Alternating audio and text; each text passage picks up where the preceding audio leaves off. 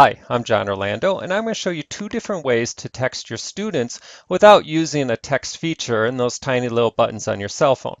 The first is use Gmail. Here's how you do it. Go to Compose, and you're going to enter the cell phone number of the person you want to text. Now, after the @ symbol, you have to enter their carrier. In this case, vtext.com is Verizon. So you're going to need their cell phone number, and you're going to need their carrier information.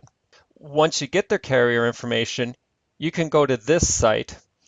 It's wikihow.com, text from Gmail. And you see in this fifth step, it lists all of the addresses of major cell phone carriers.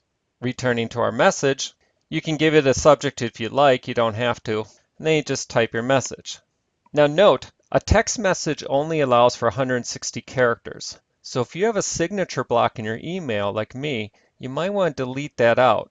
That'll give you more room to include in your text message. Note that any replies will also come into your Gmail account.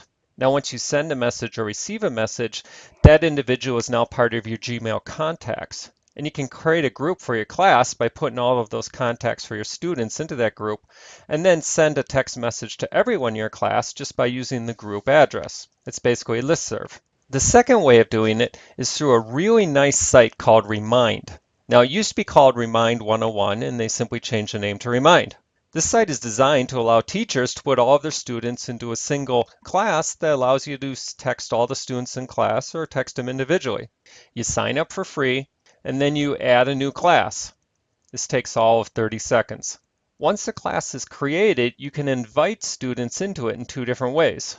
We'll go up to Invite Students, and in class, you can ask students to send you this text message.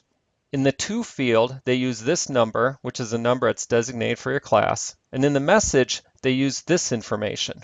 That will register them for class. So if you teach a face-to-face course, just have all the students do it at some point in the course.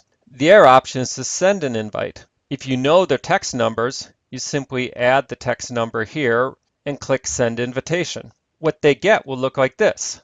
This is Mr. Orlando. Reply yes to this text now to avoid missing my messages for medical ethics. I'm using Remind to send important updates. Once they type yes, then they'll be registered for the class. Once they are registered, you simply type the message up here.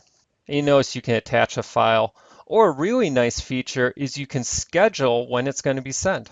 So you can create a message and schedule it for off in the future. You might want to use this if you want to say send a text reminder before all the assignments.